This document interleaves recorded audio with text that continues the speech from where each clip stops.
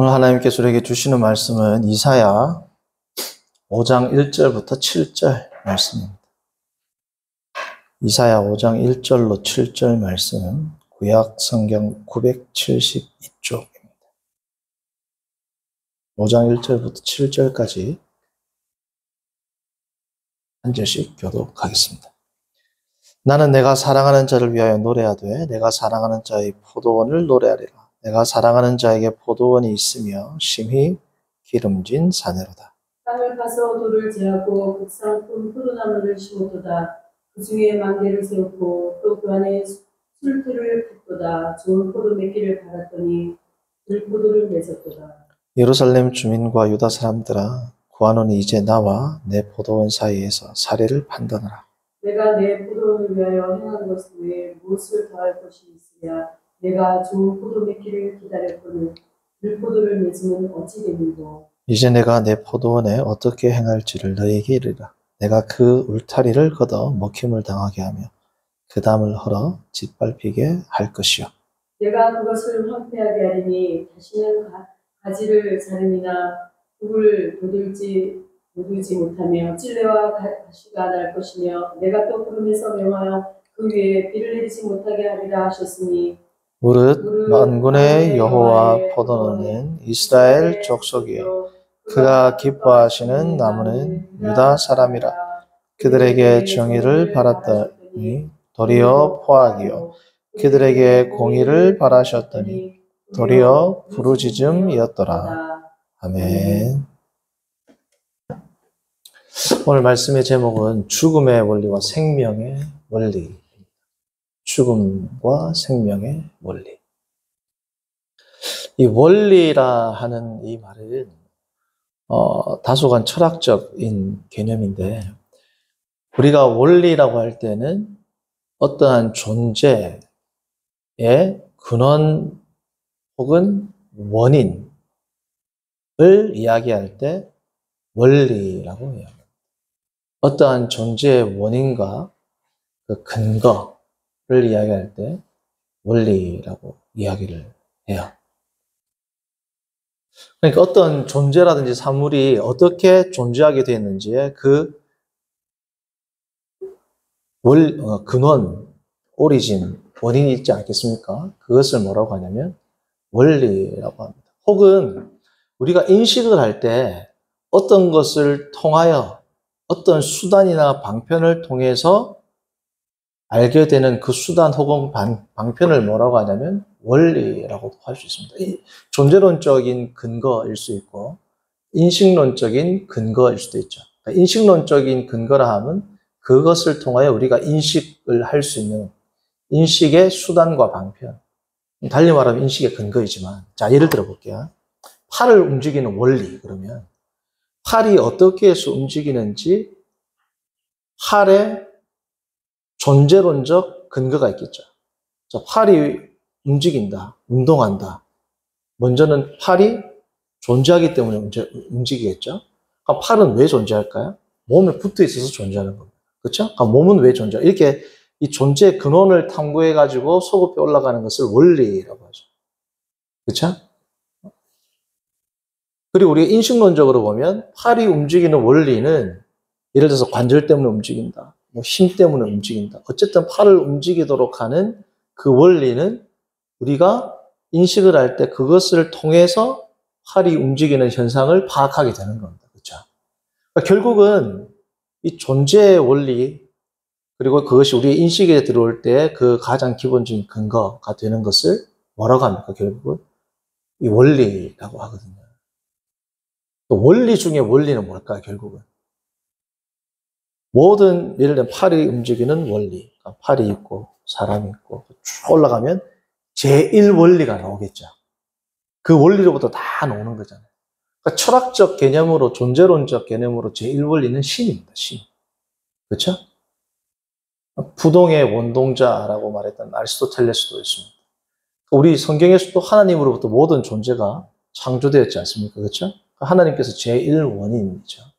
제1원인 혹은 기초원리, 원리 중에서의 원리, 기초원리라고 합니다. 그래서 아리스토텔레스는 그의 글에서 뭐라고 하느냐? 이 제1원리, 원리 중에서도 원리가 되는 이 기초 원리를 뭐라고 하느냐? 이렇게 써놨습니다. 모든 원리들의 최초의 본질로서, 그러니까 원리들, 모든 것들의 기초가 되는 것들이 있겠죠.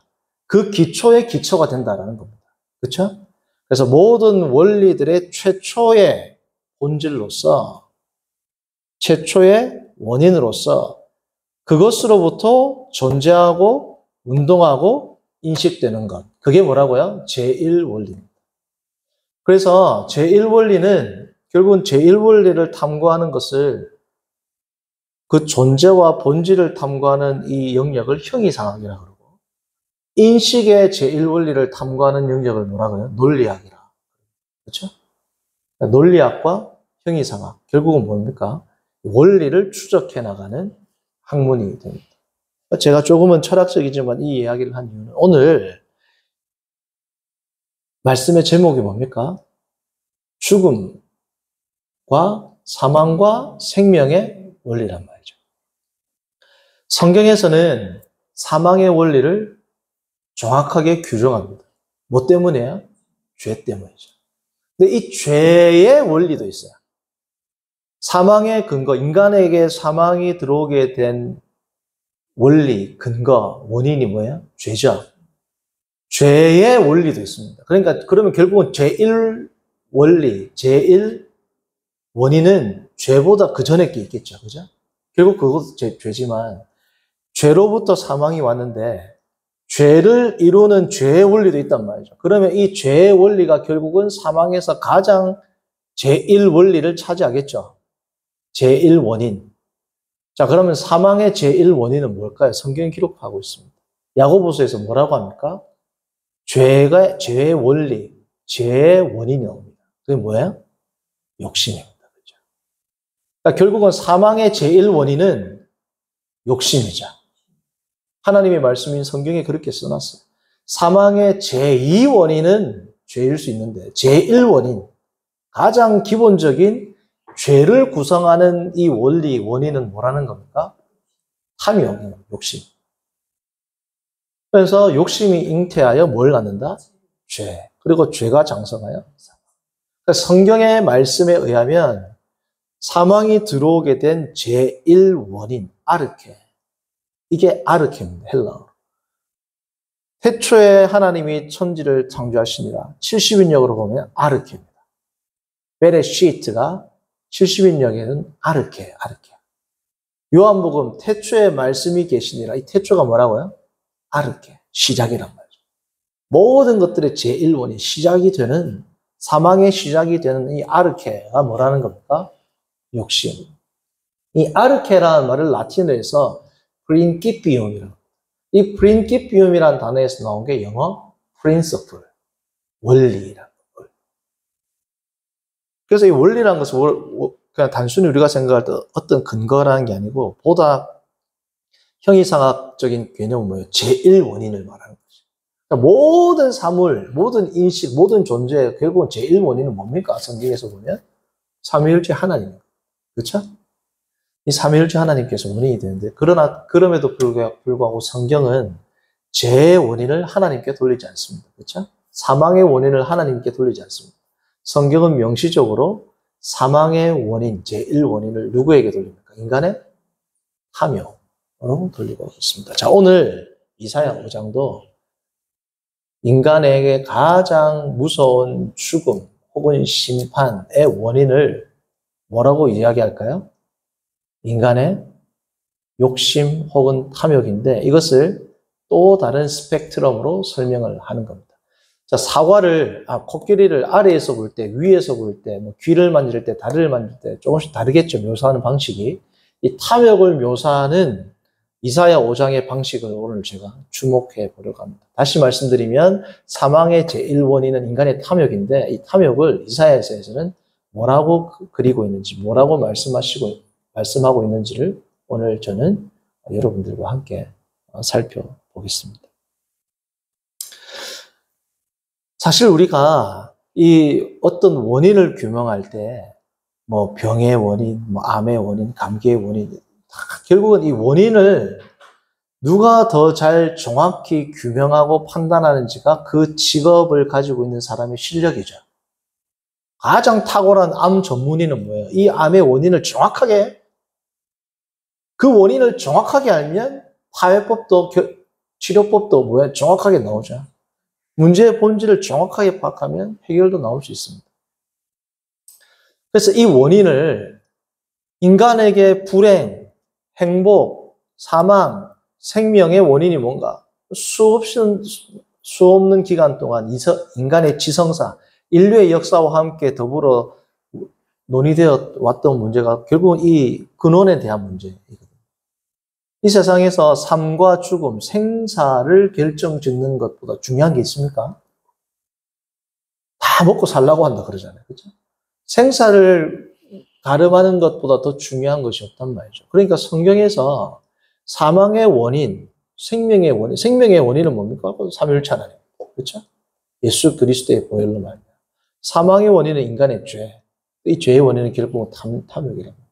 정확하게 성경은 정확한 원인을 제시하고 있어요, 없어요? 정확한 원인을 제시하고 있죠. 그럼 정확한 치료법도 있을까요, 없을까요? 있죠. 이걸 놔두고 다른 것에서 찾는다는 게 얼마나 우리가 인생을 낭비하는 것이겠어요. 그렇죠? 성경에는 그 원인과 그리고 치료법과 결과가 다 나와 있습니다. 자, 오늘 이사야 5장을 보시기 전에 우리 4장에 무슨 내용이 나왔다 그랬어요? 4장 마지막은 하나님께서 이스라엘 백성들을 회복시킬 것이고 친히 불기둥과 구름기둥으로 인도하실 것이고 하나님이 친히 뭐예요? 그늘이 되시고 숨는 것이 되시고 피할 곳이 되신다라는 것이 4장 5절 6절 말씀이었습니다. 그러나 이 하나님의 회복과 하나님의 보호하심, 하나님이 이스라엘 백성들을 온전히 다시금 구속하시는 것은 지금이 아니라 뭐 이후에? 심판 이후에 이것을 하나님이 하시겠다라는 것이 이사야 전체에 흐르고 있는 메시지 아닙니까? 자, 그러니까 하나님께서 회복을 하겠는데 그러나 5장에서 하나님께서 이스라엘 백성을 지금 당장 회복시키지 못하는 이유가 5장에 나온단 말이에요. 그 이유가 뭐라고요? 다시 말씀드리지만 이스라엘의 탐욕입니다. 이 탐욕으로부터 인생을 의지하고 부와 권력과 우상을 의지하고 하나님을 배격하고 인생을 의지하고 자기를, 이 모든 것들이 결국은 뭐로부터 나온다는 겁니다. 죄, 그리고 탐심으로부터 나온다는 거죠. 이사야는 제가 제일 첫 시간 말씀드렸다시피 왕족 출신이고 교육을 많이 받았고 또 이사야 전체 66장 가운데 82%가 뭐로 기록되어 있다 그랬습니까? 포이트리, 시로 기록되어 있어요. 82%가 시로 기록되었다. 시로 기록되었다라는 말은 뭐예요? 그림 언어를 많이 쓴 겁니다. 마치 우리 눈에 보이듯이 예를 들면 6장 보면 나오잖아요. 하나님의 보좌가 있고 스라비 둘러서 있고 이런 그림 언어들, 비유들 마치 우리 눈앞에 어떤 광경이 펼쳐지는 것처럼 그러한 언어를 많이 쓰고 있죠. 성도님들, 그림 언어가 주는 효과는 뭘까요? 화자 혹은 저자가 강조하고 싶은 것을 더 직설법, 어떤 산문체로서 표현하는 것보다 훨씬 더 뭐예요?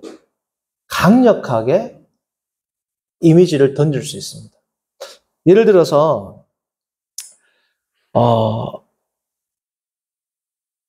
그 남성은 여인을 바라볼 때 매우 탐욕스럽게 보았다. 이것보다 그 남성이 여자를 바라볼 때 굶주린 늑대가 양을 바라보듯 침을 흘리며 집어삼킬 것 같았다. 예를 들면. 그럼 뭐예요? 훨씬 더 뭡니까? 섬뜩하단 말이에요. 어떤 범죄자가 이렇게 했다 하는 것보다 그림 언어를 써가지고. 지금도 제가 이 말 하니까 뭐 섬뜩하잖아요. 그러니까 그림 언어가 가지고 있는 게 뭐예요? 이런 섬뜩한 표현이 있단 말이죠. 오늘 이사야 5장은 하나님께서 그림 언어를 사용하십니다. 무슨 그림 언어를 사용하세요? 5장 1절부터 보세요. 하나님과 이스라엘을, 예를 들어서 아까 말했듯이 양과 늑대인 것처럼 하나님과 이스라엘을 어떤 그림 언어로 표현합니까? 농장 주인, 포도원 주인과 포도원, 그렇죠? 혹은 포도나무로 하나님께서 이사야의 입을 통하여 표현합니다. 그림 언어죠. 포도원과 포도원 농장 주인으로 표현을 하는 겁니다. 성도님들, 우리가 포도원을 짓는 이유는 뭘까요? 사과 농사를 짓는 분들은 사과 농장을 하는 이유는 뭘까요? 오늘 5장에 나왔던 이 포도나무, 포도원에서 포도나무를 심는 이유는 관상용 아니죠? 동물을 키우기 위해서도 아니죠. 뭐 다른 이유가 아니라 포도원에서 포도를 키우는 이유는 포도를 수확하기 위해서입니다. 그 목적이란 말이죠. 모든 에너지와 열정과 시간을 투자하는 이유는 딱 하나입니다. 뭐야? 양질의 포도나무를 수확하기 위해서입니다. 이것을 위해 포도나무를 잘 이쁘게 해가지고 이쁘게 조경을 만들어야지. 주된 목적이 아니란 말이에요. 결국은 포도 열매입니다. 자, 그런데 이사야는 이스라엘, 이 팔레스타인 지역은 우리가 예수님께서 씨 뿌리는 비유를 보면 뭐가 나와요? 길가가 나오고 돌짝밭이 나오고 가시떨기가 나오죠. 이 팔레스타인 지역은 일반적인 땅으로 보이지만 보기보다 이 암석지대거든요. 팔레스타인에 살지 않은 타국에 있는 사람들이 처음에 와서 농사를 지을 때 너무 깜짝 놀란다. 바위가 너무 많아가지고, 안에 돌이 많아가지고. 그러니까 농사를 짓기 전에 어쩔 때는 거의 몇 년, 3년, 4년 동안 땅을 귀경하는 작업을 합니다. 땅 밑에 있는 바위를 파면 또 나오고 바위 돌들 없애고 가시들, 엉겅퀴들 다 없애고 하는데 때로는 몇 년 걸린다? 수년이 걸려. 3, 4년까지 걸린다. 그렇게 열심히 땅을 딱 개간하고 포도를 딱 심으면 그 해 먹는 게 아니라 보통 한 3년 걸린다. 그 땅에 와가지고 어떤 땅을 사가지고 포도나무를 심으려면 6년, 7년이 걸릴 수 있단 말이에요. 그리고 나서 이제 열심히 농사를 짓고 포도가 딱 열렸어요. 그리고 포도를 먹으려고 농부가 이제 하나를 딱 따서 뭐야? 딱 먹습니다. 오늘 내가 지금 그림 언어로 표현하는 이 내용을 딱 먹어요. 근데 이사야 5장에서는 뭐라고 이야기합니까? 따가지고 포도를 딱 먹는데 웁스! 굳이? 에이, 설마 하나 더 땄어요. 이런 포도예요. 너 비료 주고 물 주고 온 정성을 다했는데 딱 땄는데 포도가 어떻다고요? 그냥 보통 그냥 뭐 어느 정도 상품성이 없는 정도가 아니고 이거 먹을 수가 없어요. 자, 그러면 농부는 어떻게 할까요? 5절입니다. 오늘 보았던 이사야 5장 5절. 이제 내가 내 포도원에 어떻게 행할지를 너희에게 이르리라. 내가 그 울타리를 걷어 어떻게 한다? 먹힘을 당하게 하여 그 담을 헐어 어떻게 해요? 짓밟히게 할 것이다.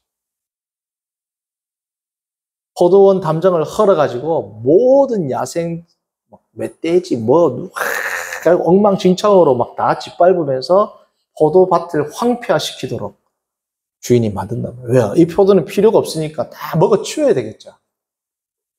자기가 버리는 것보다 와갖고 먹어치우는 게 더 빠르단 말이에요. 완전히 짐승들로 보글보글 하면서 돼지우리가 되는 겁니다, 그냥. 그 아름답던 포도 농장이 순식간에 뭐가 되는 거야? 대주릭 우리 동물들 똥 싸고 먹고 소리 나고 엉망진창 되는 거야.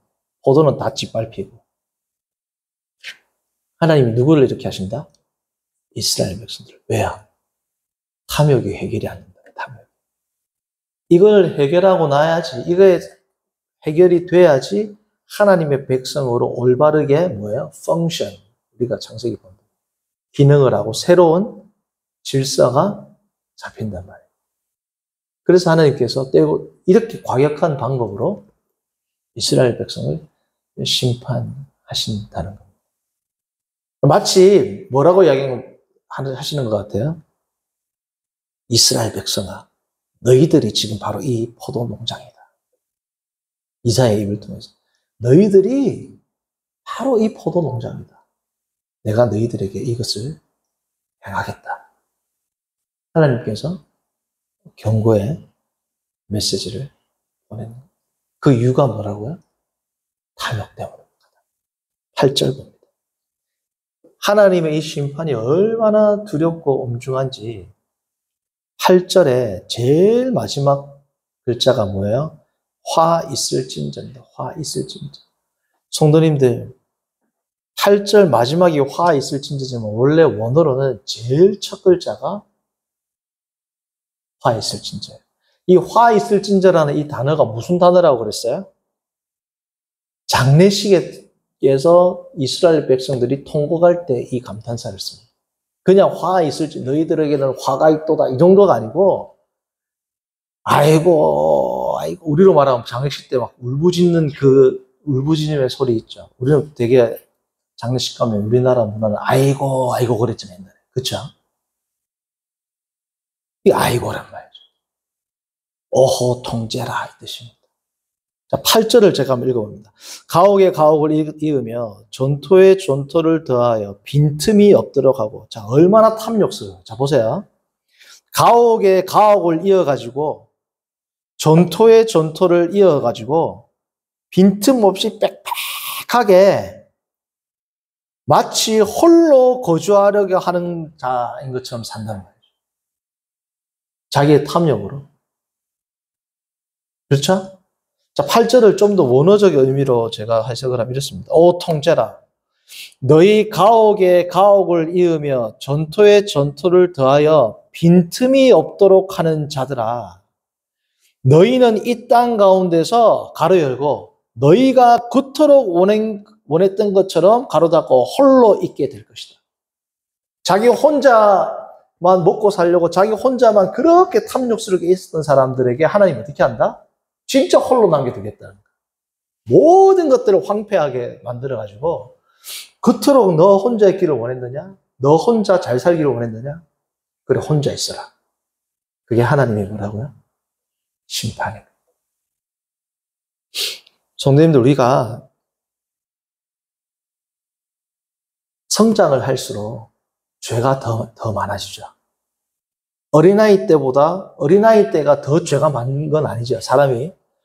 아이 때는 순수하다 그러잖아요. 3살, 4살 때가 더 악한데 크면서 더 선해지지는 않을 겁니다. 사람이 성장할수록 죄가 더하고 탐욕이 더해집니다. 근데 신앙인은 어떨까요? 3살, 4살 때보다 더 선해져야 그게 진짜 신앙이에요. 어릴 아이들보다도 더 순수하고 더 욕심이 없고 더 자기 중심, 자기 사랑에서 벗어나는 그러한 삶을 누리는 사람들이 사실은 뭡니까? 진짜 신앙인들, 진짜 그리스도인 아니겠어요? 이 탐욕의 문제가 얼마나 심하냐면 야고보서도 사망의 제1원인을 뭐라고 규명했습니까? 욕심, 탐욕이었죠. 로마서 7장을 보면 죄의 세력, 죄가 끊어지지 않는 인간의 비참을 이야기하는 게 로마서 7장이죠. 오호라 나는 곤고한 자. 수많은 죄 가운데 뭐 하나를 딱 가지고 옵니까? 내가 계명으로 말미암지 않았다라면 내가 뭘 알지 못했습니까? 탐심을 알지 못했습니다. 탐심을 죄의 가장 근본이며 끊을 수 없는 죄를 가지고 있는 탐욕입니다. 10계명 보세요. 제일 마지막 뭐예요? 탐욕입니다. 내 이웃을 탐하지 마라. 이 탐욕의 문제는 인간의 죄의 시작일 뿐 아니라 성도들이 마지막까지 극복해야 할 가장 마지막 사망의 최종 보스는 누구인 겁니까? 결국은 탐욕이라는 거예요. 탐욕. 이 자기 사랑, 탐심으로부터 자유로울 수 있는 사람. 나는 탐욕이 없는데요. 아니요. 그것은 자기를 부인하는 거예요. 성경을 부인하는 겁니다. 이 탐심은 다양한 양상으로 드러나요. 꼭 돈만을 의미하는 게 아닙니다. 누군가는 권력, 누군가는 사람들로부터의 인정, 누군가는 사람들로부터의 칭찬. 이 모든 것들이 다 뭐예요? 탐욕인 거예요. 자기의 모든 재산을 팔면 이렇게 해서 내가 사람들에게 존경을 받겠지. 이것도 뭐예요? 죄, 탐심으로 하는 자기인 겁니다. 그러니까 인간이 이 탐욕을 극복할 수는 없어요. 인간의 힘으로. 왜요? 탐심으로 죄가 들어왔기 때문에 인간의 힘으로는 이 한계, 이 탐심이라는 바운더리를 넘어설 수 없습니다. 이것은 뭘로만 극복이 되는 거예요? 하나님의 영, 성령, 예수 그리스도의 능력, 그 생명의 원리는 뭔 겁니까? 결국은 사망의 원리는 탐심이고 생명의 원리는 우리가 너무 잘 아는 예수 그리스도란 말이에요. 그리스도. 오직 예수 그리스도에게만 희망이 있는 이유가 이 탐심은 인간 본질, 본성에 속하는 겁니다. 죄의 본성이 탐심인데 이 탐심을 어느 누가 이길 수 있겠어요? 어느 누가 깰 수 있겠습니까? 어느 누가 이것을 정복할 수 있겠어요? 이것을 정복하는 생명의 원리는 삼위일체 하나님으로부터만 오게 되는 겁니다. 이 탐욕의 특징을 이사야서는 첫 번째 자기중심, 제가 말했지만 자기중심은 다른 말로 뭐예요? 자신의 쾌락, 사람들로부터 인정받는 것을 좋아하는 것. 이것도 결국은 쾌락입니다. 그렇죠? 꼭 우리가 쾌락하면 육체적이고 좀 저열하고 그러한 것들만 생각하는데 고상한 자기 쾌락도 있어요. 그러나 하나님 앞에서는 죄된 쾌락, 사람들로부터의 영광을 구하는 것. 바리새인들 보십시오. 옛날에 수도사들 보세요. 모든 것을 버리고, 지금 제가 갑자기 생각은 안 나는데 성도님들 이 예를 알 겁니다. 그 어떤 한 수도사가 있는데 그 수도사의 이름은 생각은 안 나는데 엄청나게 존경받는 수도사예요. 중세 때. 모든 물질을 다 버리고 속세를 떠나서 누가 봐도 이렇게 탁월한 성자 중에 성자는 없을 것이다라고 생각을 거의 성자의 반열에 들어가는 아시스의 프란체스코의 버금가는 그러한 성자의 반열에 들어가는 그러한 성자라고 추앙받는 자에게 사탄이 어떠한 유혹, 때로는 사탄이 아름다운 유인으로 변해서 가도 넘어가지 않고 어떠한 유혹을 해도 그 수도사가 넘어갔다 넘어가지 않았다? 안 넘어갔습니다. 안 넘어갔어요. 자, 그런데 사탄이 귀에 한마디를 딱 속삭이니까 그의 얼굴이 울그락 하면서 분노를 감출 수가 없어요. 그게 무슨 말이었어요? 야, 이름 생각이 안 나서. 누구야? 너의 동생이 히포의 주교가 되었단다. 그러니까 어떻게 돼요? 으악! 된 거예요. 그러니까 모든 인간에게는 탐심이 있습니다. 이것은 극복할 수 없는 문제. 그리고 이것은 자기 사랑과 자기 쾌락을 추구하는 거예요. 11절 봅니다. 이사야는 이렇게 이야기합니다. 11절. 아침에 일찍 일어나서 독주를 마시며 밤이 깊도록 포도주에 취한 자들은 화 있을지어다. 탐욕에 쩌든 자들은 자기 사랑, 자기 쾌락에 완전히 쩌들어서 사는 거예요. 그렇죠? 두 번째. 자, 약한 것에서 점점 강한 정층법적 구조로 이사야가 이 탐심에 대해서 당시의 백성들에게 그림 언어를 써서 이야기합니다. 자, 그 다음 12절을 봅니다. 자기 쾌락에만 빠지는 게 아니라 12절을 뭐냐면 하나님을 잊어버립니다.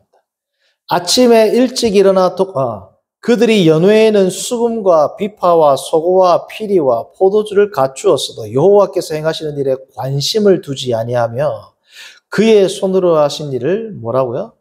보죠. 하나님의 일에 대해서 성도인데 관심이 있다 없다? 자기 쾌락에 빠진 성도가 하나님의 일에 관심이 있겠습니까? 단순히 관심이 없는 정도가 아니라 하나님을 경멸합니다. 19절. 이게 점점 심각해지죠.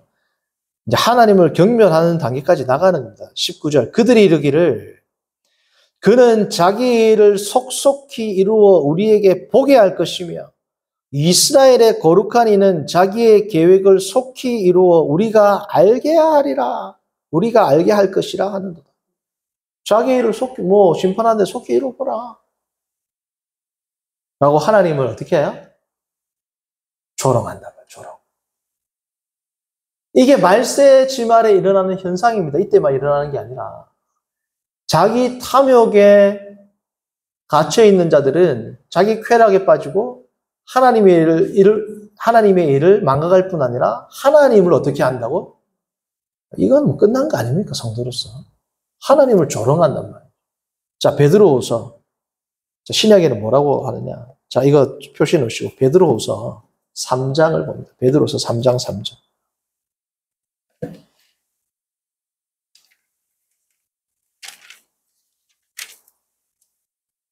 베드로후서 3장 3절부터 제가 읽어봅니다. 자, 먼저 이것을 알지니 말세에 조롱하는 자들이 와서 자기의 뭘 따라? 정욕을 따라, 탐심을 따라, 욕심을 따라 행하며 조롱하여 이르되 주께서 강림하신다는 약속이 어디 있느냐? 조상들이 잔후로부터 만물이 처음 창조될 때와 같이 그냥 있도다. 말세에 조롱하는 자들이 와가지고 뭘 따라? 자기의 정욕을 따라, 자기의 탐심을 따라. 탐심에 젖어있는 자들은 어떤 특징을 가지고 있다고요? 하나님을 조롱합니다. 이제 반대로 넣어줘, 이제. 5절 보세요. 그리고 망각합니다. 이는 하늘이 옛적부터 있는 것과 땅이 물에서 나와 물로 성립된 것도 하나님의 말씀으로 된 것을 그들이 일부러 뭐라고요? 잊으려한다, 망각. 그러니까 지금 이사야에 나온 거와 똑같은 거죠. 자기 쾌락에 있는 자들이 하나님을 조롱하고, 이거는 끝난 겁니다. 하나님을 조롱하고 어떻게 살아남을 수 있겠어요? 그리고 하나님의 일을 망각하는 자들. 성도님들, 우리가 창세기 19장을 보면 롯이 소돔과 고모라 땅이 망한다고 사위들한테 나가가지고 경고의 메시지를 전했죠. 사위들이 뭐라고 합니까? 농담으로 얘기했더라. 히브리어로 두 가지 뜻입니다. 웃기고 있네. 뭐라고요? 조롱했다. 오늘 조롱. 두 번째, 그들에게 농담하는 것으로 이겼더라. 그들을 조롱하는 것으로 이겼더라. 라고도 볼 수 있습니다. 히브리어로. 그러니까 뭐라고요? 그들이 우리를 조롱하고 우리가 하나님의 복음을 전하면 우리가 또 그들을 조롱한다 생각해요. 너희들은 지옥의 백성이다. 예를 들면 하나님의 심판이 임합니다. 복음을 듣지 아니하면 아무리 선하게 살아도 지옥에 갑니다. 라고 자기들을 어떻게 한다고 생각한다고요? 조롱한다고 생각합니다. 복음을 조롱할 뿐 아니라 복음 자체가 선포될 때 그들을 조롱한다라고 생각한단 말이에요. 자기 쾌락에 빠진 자들. 자, 자기 중심적이고 하나님의 일을 망각하고 하나님을 조롱하고, 자, 마지막 남은 단계는 뭘까요? 이제 이것보다 더 큰 죄 한번 상상해 보세요. 자기 쾌락에 쩌들고 하나님의 일을 망각하고 하나님을 조롱하고, 이것보다 더 큰 죄가 상상이 됩니까? 근데 있어요. 그게 뭐다? 20절입니다. 이사야 5장 20절. 우리가 상상도 안 되는데 그런 일을 한단 말이죠. 20절. 악을 선하다 하며 선을 악하다 하며 흑암으로 광명을 삼으며 광명으로 흑암을 삼으며 쓴 것으로 단 것을 삼으며 단 것으로 쓴 것을 삼는 자들은 화 있을지니. 이게 무슨 뜻일까요? 이게 로마서 1장에 우리가 보았던, 우리 로마서 강의하잖아요. 1장에 나왔던 불신자들이, 지금 이건 성도들이잖아요. 지금 이스라엘 성도들입니다. 불신자들이 똑같이 이 일을 합니다. 자, 로마서 1장을 봅니다.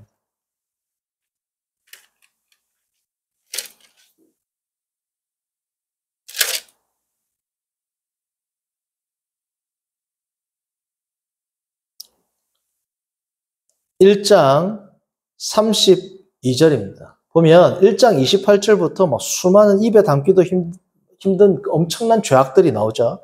29절 보면 불의, 추악, 탐욕, 악의 뭐 온갖 것 다 나옵니다. 그리고 32절 뭐라고 하냐?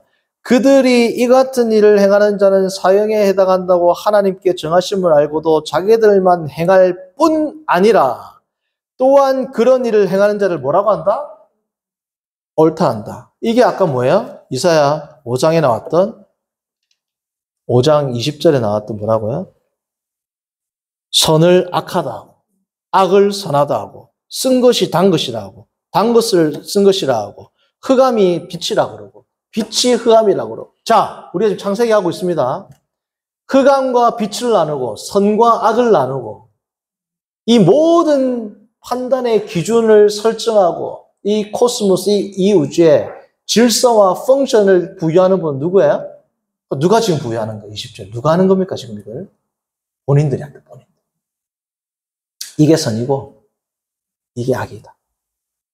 그게 아까 로마서 1장에 나왔던 32절. 자기들만 행할 뿐 아니라 자기들이 행한 이 죄악을 행하는 자들이 사실은 뭐라고요? 옳다라고 주장하는 이 죄악의 마지막 단계, 탐욕의 마지막 단계는 뭐예요, 결국은?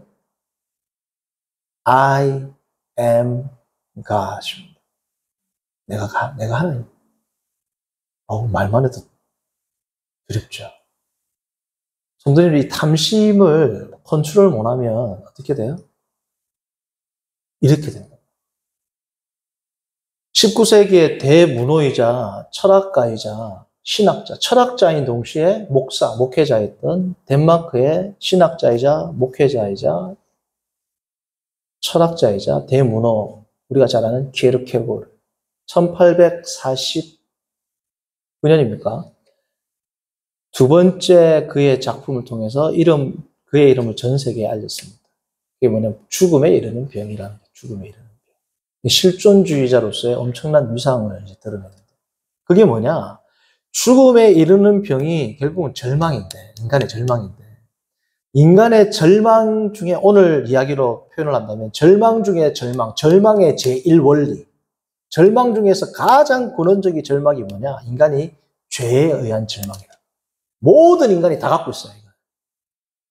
이 죄에 대한 절망을 어떻게 처리하는지가 죽음에 이를 수도 있고 생명으로 이를 수도 있고, 그때 실존적 결단, 그 실존주의라. 그의 실존적 결단에 의해서 생명의 길로 가느냐, 죽음에 이르는 병으로 계속 가느냐.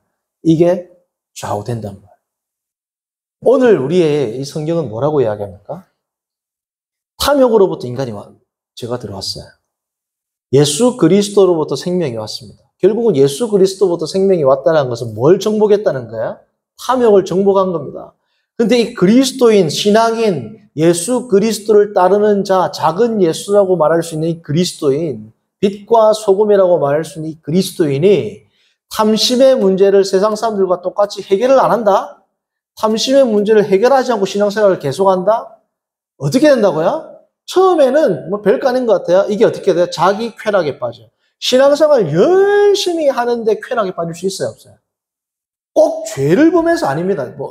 예를 들면 인터넷에 나쁜 거를 본다, 그런 게 아니고, 자기가 생각할 때 도덕적으로 힘없이 열심히 신앙생활 하는 것 같지만, 탐심을 해결하지 않으면 어떻게 돼요?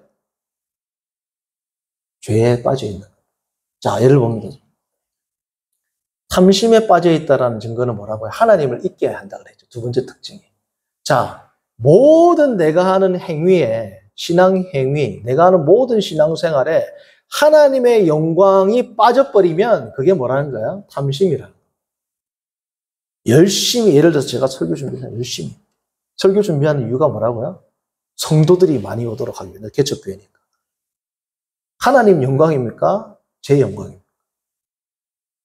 하나님의 성도가 많이 하면 하나님이 영광을 받으시고, 건실하지 말고 하나님은 제 마음을 볼까요? 안 볼까요? 성도들이 많이 오면 헌금이 많이 거치잖아. 라고 하나님이 보시고 제가 그러한 마음으로 열심히 설교 준비를 하면 하루에 열몇 시간씩 준비를 해요. 그러나 저는 누구의 노예가 된 겁니까? 탐욕의 노예로 열심히 설교를 준비한단 말이에요. 또 사람들이 볼 때는 열심히야.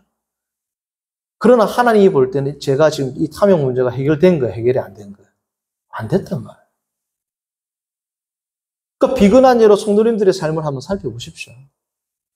내가 신앙생활을 열심히 하고 정말 하나님 앞에 헌신한 이유가 뭐지?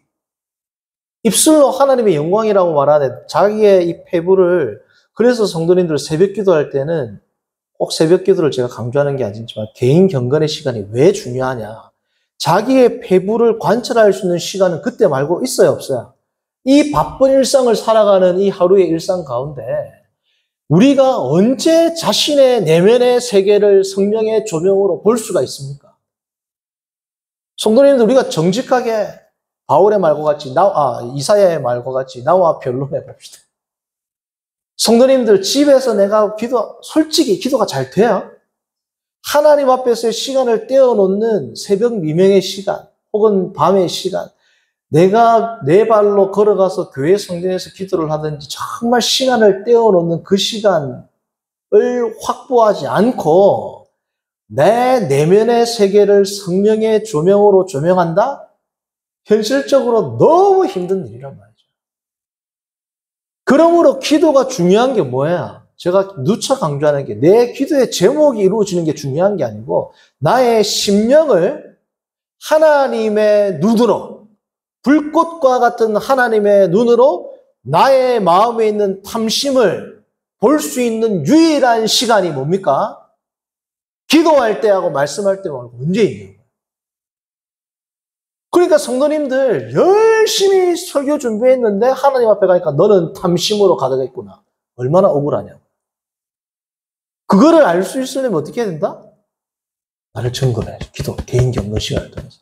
나는 새벽 기도 왜 하지? 나는 왜 성도들 앞에서 겸손한 모습으로 교회에서의 일을 감당하지? 나는 왜 열심히 살지? 나는 왜 최선을 다하지? 나는 왜 선한 싸움을 싸우지? 이 왜의 문제에 나의 근본, 제1원리가 하나님의 영광이 아닌 그 어떤 것은 아무리 고상해 보여도 뭐라는 거야? 하나님의 영광을 뺀 그 어떤 것은 고상한 게 없습니다. 고상한 게 어디 있어요? 하나님의 영광 빼고. 성도에게 하나님의 영광, 삼위일체 하나님을 향한 나의 사랑과 영광 외에 그 다른 어떤 이유가 됐을 때 뭐가 고상하냐고요. 그 모든 것들은 사도 바울은 뭐라 그랬습니까? 배설물, 똥이라 그랬다. 성도님들, 우리의 심령을 살피셔야 됩니다. 나의 심령을 살피셔야 됩니다. 하나님을 위해서 최선을 다하는 것보다 더 중요한 게 뭐다? 나의 심령을 살피는 거예요. 탐심으로 하느냐? 탐심으로 하면 자기 쾌락. 아무리 열심히 해도 자기 쾌락이에요. 그렇죠? 자기 쾌락인 동시에 뭘 잊어요? 하나님을 잊어버린단 말이에요. 심지어 하나님을 조롱합니다. 자기가 하나님 돼버립니다. 정신 차려보면 그렇게 돼 있단 말이죠. 자기의 탐심으로 제가 열심히 설교 준비를 해서 예를 들어서 성도들이 왔어요. 하나님께 영광을 돌립니다. 지금 속으로 무슨 생각할까요? 내가 이렇게 설교를 잘해가지고 열심히 준비하니까 성도들이 왔구나. 겉으로는 하나님이 하셨죠. 아니, 하나님이 하셨죠. 그런 말씀하시면 부끄러워요. 썩으로는 이것들아 열심히 해가지고 나의 실력으로 이 사람들이 온 것이다. 생각한다. 썩으로 예를 들면 그러한 뭐라고요? 악한 마음을 먹는단 말이죠. 다 쏘가. 성도를 다 쏘. 하나님 앞에 딱 갔는데 너는 최선을 다했구나. 탐심으로. 모든 성도들이 다 듣고 있어. 다 보고 있어. 강인 전사님, 아니면 목사님. 열심히 우리를 위해서 기도하고 말씀 준비하고 우리가 다 압니다. 하나님께서 사람들 다 성도를 다 했는데 너는 최선을 다하였다. 성도들이 역시요. 네 욕심으로. 수십 년 동안 한 모든 목회가 뭐가 되는 거야? 물거품이 되고 얼마나 수치스럽겠어요. 생각만 해도 그쵸?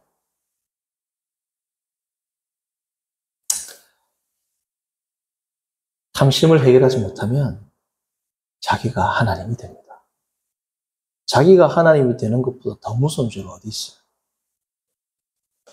성도님들, 우리가 정말 주의 영광만으로 하나님 죄가 가득 차게 해주십시오. 존 오웬은 뭐라고 했느냐? 시험이라는 책이 있어요. 시험에 드는 거는 뭐가 시험이라고 했느냐? 적극적인 시험의 단계에 빠지는 게 아니고 하나님을 향한 열정이 식는 것부터 시험이라고 했어요. 하나님을 향한 열정, 하나님의 영광이 가득 차는 것이 없어지는 것부터 하나님의 영광의 실증을 내는 태만해지는 게으름 자체가 뭐라고요? 시험. 딴 게 내가 유혹을 받고 내가 마음으로 죄를 짓고 그게 아니고 하나님의 영광으로 내 마음이 채워지지 않는 것부터 그게 벌써 뭐라고요? 그게 시험입니다. 성도님들, 얼마나 우리가 그럼 시험에 빠지기 쉬운 존재예요. 이 시간 성도님들께 간구합니다. 우리의 마음과 우리의 영혼을 늘 살피시기를 바랍니다. 아울러 부족한 저를 위해서 기도를 해주세요. 저는 제 탐심을 속이기 쉬운 자리에 있어요, 지금. 사람들이 볼 때는 어렵고 힘든 이 시대에 전사님은 개척을 하시고 하나님을 위해서 모든 것을 던졌습니다. 얼마나 들으면 기분 좋아요. 그런 자리에 저는 노출되어 있단 말이죠. 저의 마음이 탐심으로 물들지 않도록 사람들의 눈이 아니라 하나님이 보실 때 마지막 심판 때에서 정말 주님께 인정을 받아가지고 하나님 앞에서 정말 기뻐하며 저의 낯을 들 수 있는 그러한 종이 될 수 있도록 부족한 저를 위해서 성도님들이 기도해 주시기를 부탁을 드립니다. 그래서 우리가 저 천국에 가서 정말 서로가 서로를 보고 이 정도의 신앙의 수준이었구나 하면서 서로가 서로에게 좋은 의미로 놀라고 그것을 통해서 하나님께 영광과 감사를 올려드리고 정말 영광의 찬송을 승리의 찬송을 올려드리는 그날을 우리가 다 같이 맞이할 수 있도록 함께 기도하고 함께 동행하고 나아가는 우리 모두가 되기를 바랍니다. 기도합니다. 선하신 하나님 아버지, 오늘 주님 앞에 나와 생명과 사망의 원리에 대해서 우리가 살피게 하심을 감사합니다. 하나님, 우리의 마음 가운데 있는 이 탐심을 우리가 신앙생활을 하고 신앙의 연주가 깊어질수록 이 탐심을 하나님의 영광으로 포장하고 바꾸고 둔갑시키는 이 기술들이 얼마나 정교해지는지요. 하나님 앞에서 모든 것들을 불사르고 오직 우리의 중심에 있는 그 마음을 평가하실 그때 백보자 심판대 앞을 우리가 늘 기억하면서 지금 내가 하고 있는 언행심사 마음의 숨은 뜻까지도 판단하실 주님의 그 심판을 늘 생각하며 오늘도 나의 탐심을 그리스도의 보혈로 이기고 성령의 불로 태움으로 주께 인정받는 우리 모두가 되도록 인도하여 주옵소서. 예수님의 이름으로 기도합니다. 아멘. 찬송가 270장